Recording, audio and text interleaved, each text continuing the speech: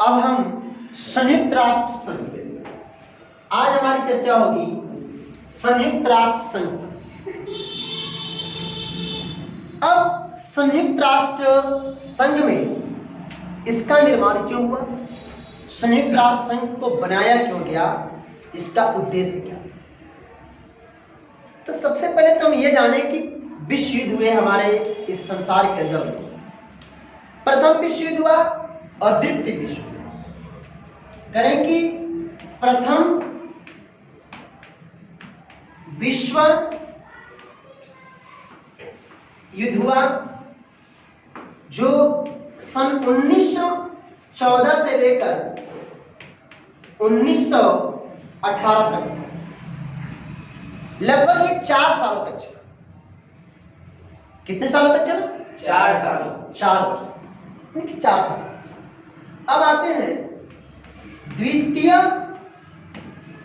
जो विश्व युद्ध हुआ वह 1939 से 1945 तक चला।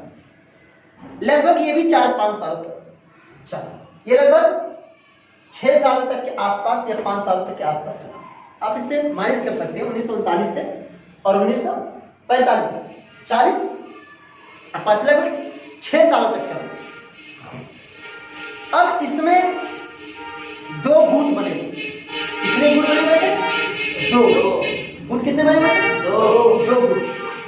पहले गुट में कौन कौन से देश थे? प्रथम विश्व युद्ध में पहले गुट में प्रथम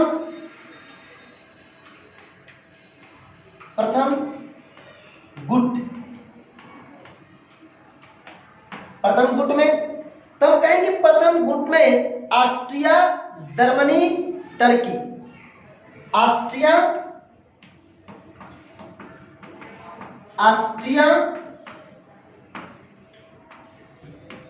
जर्मनी,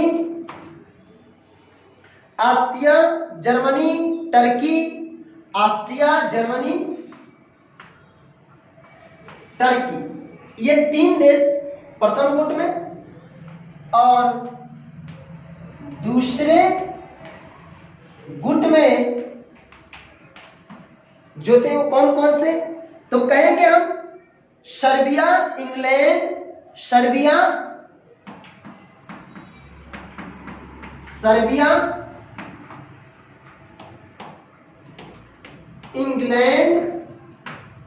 और USA, United state of America,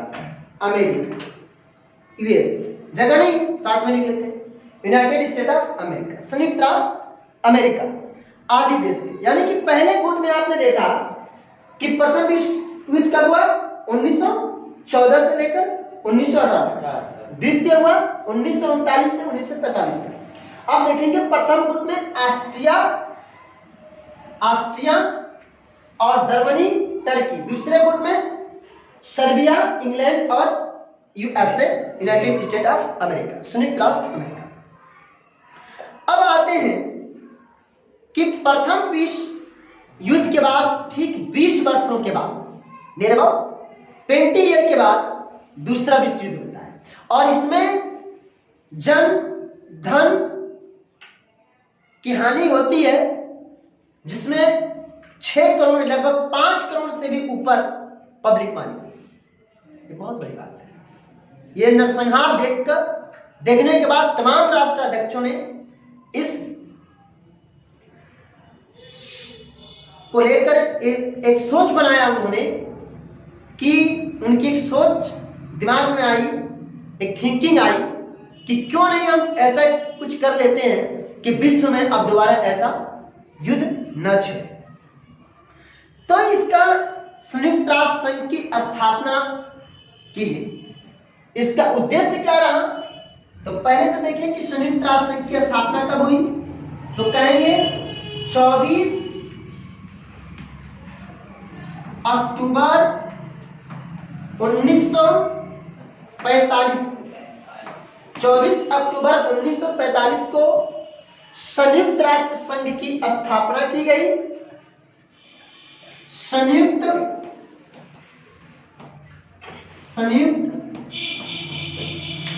राष्ट्र संघ की स्थापना की गई। अब एक सवाल हमारे जहन में बन रहा होगा और आपके जहन में कि संयुक्त राष्ट्र संघ की स्थापना कब हुई?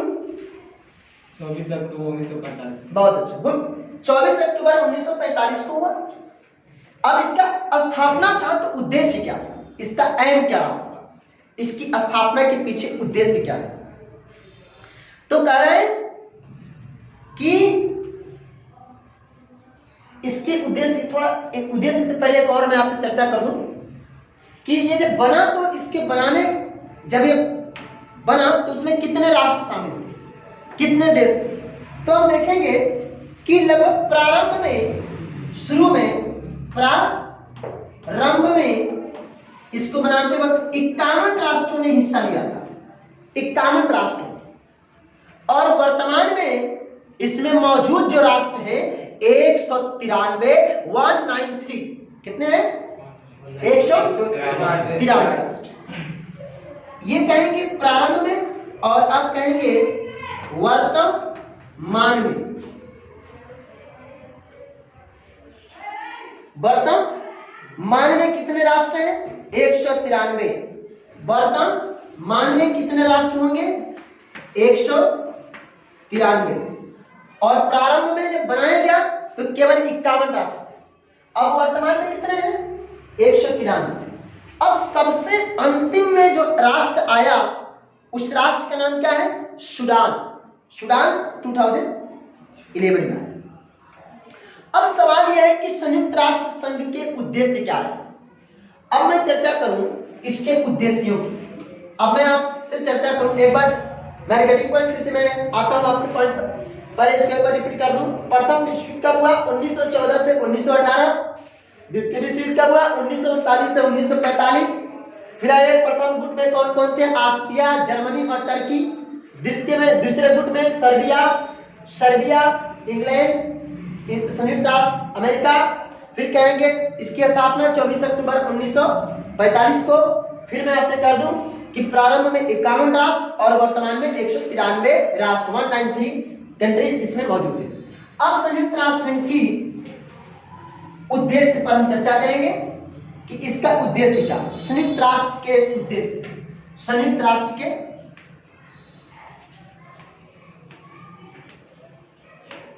उद्देश्य, इसका उद्देश्य क्या है?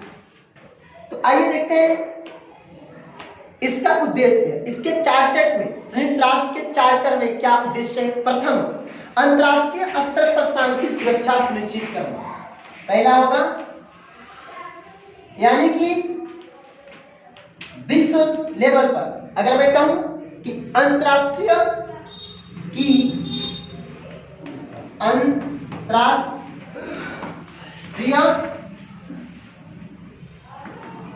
स्तर पर विश्व में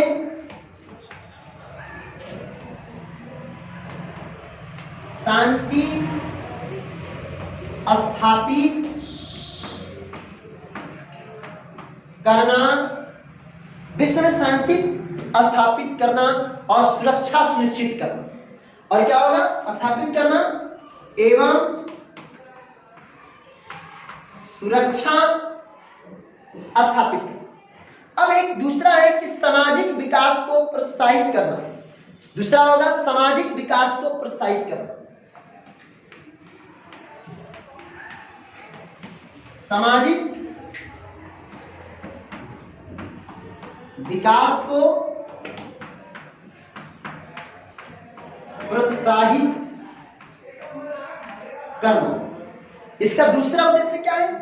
सामाजिक विकास को प्रोत्साहित करना, विश्व में के लोगों के बीच मित्रता का संबंध करना, अंतरराष्ट्रीय सहयोग की स्थापना करना। यानी कि तीसरा हम कह सकते हैं कि विश्व के लोगों के बीच मित्रता स्थापित करना, विश्व के लोगों के बीच में, विश्व के लोगों के बीच में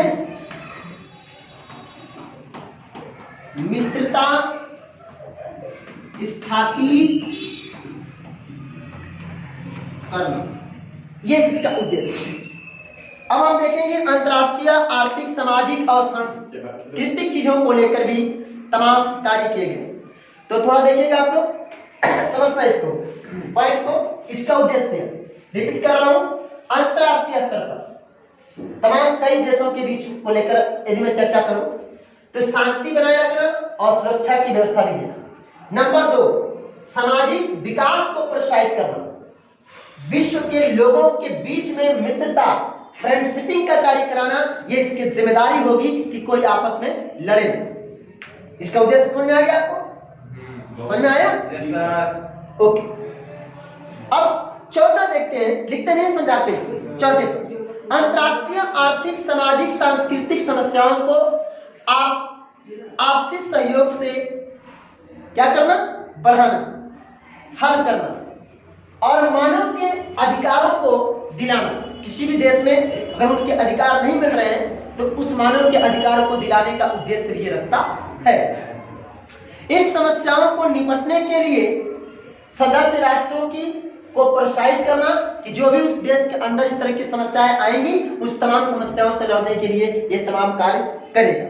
अब संयुक्त राष्ट्र संघ के अंग पर चर्चा करूंगा, उसके बाद विराम लेंगे, फिर अगले वीडियो में हम चर्चा करेंगे। एक और आपका है संयुक्त राष्ट्र संघ के अंगों पर मैं चर्चा करूंगा, संयुक्त राष्ट्र संघ के अंगों पर चर्चा करूंगा, ये अंतिम हमारा उद्देश्य होगा। संयुक्त राष्ट्र संघ के अंग इसके 6 अंग होते हैं। पहला महासभा, पहला है महासभा, दूसरा है पहला है महासभा, दूसरा है सुरक्षा परिषद, क्या है बच्चे? सुरक्षा परिषद। और आपका तीसरा होगा, पहला हो गया महासभा, दूसरा हो गया सुरक्षा परिषद और तीसरा होगा न्यास परिषद। अब कोई पूछा आपसे न्यास परिषद क्या है तो क्या बताइएगा? न्यास परिषद क्या है, क्या बताइएगा? आपसे पूछ रहा हूं, बताइए न्यास परिषद क्या है? ट्रस्ट को नहीं पता है तो जान लीजिए, ट्रस्ट को ही न्यास परिषद कहा जाता है। हिंदी में, हिंदी शब्दावली है, ट्रस्ट बनाया है तो ट्रस्ट शब्द के लिए न्यास परिषद, ठीक है, याद रखेंगे? यस। तो न्यास परिषद, न्यास परिषद। नंबर 4 पर आते हैं आर्थिक तथा सामाजिक परिषद, आर्थिक तथा सामाजिक परिषद, आर्थिक तथा सामाजिक परिषद, जगह नहीं है। नंबर 5वें पर अंतर्राष्ट्रीय न्यायालय, अंतर्राष्ट्रीय न्यायालय। और नंबर 6 है सचिवालय।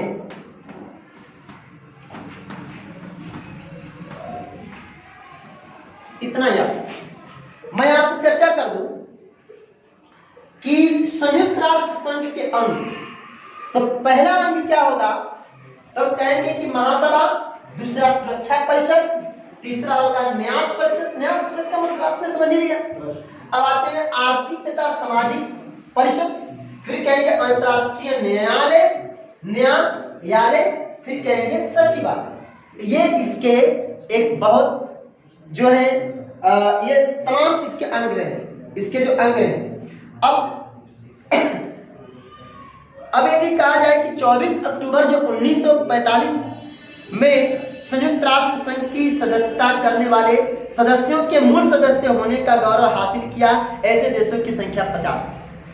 हमने 51 आपको बताया। अब आइए आर्थिक भाषा, आधिकारिक भाषा। अब एक और मैं आपको बताते चलूं कि आधिकारिक संयुक्त राष्ट्र संघ के आधिकारिक भाषाएं कौन कौन सी है? आधिकारिक किसकी भाषा है? आधिकारिक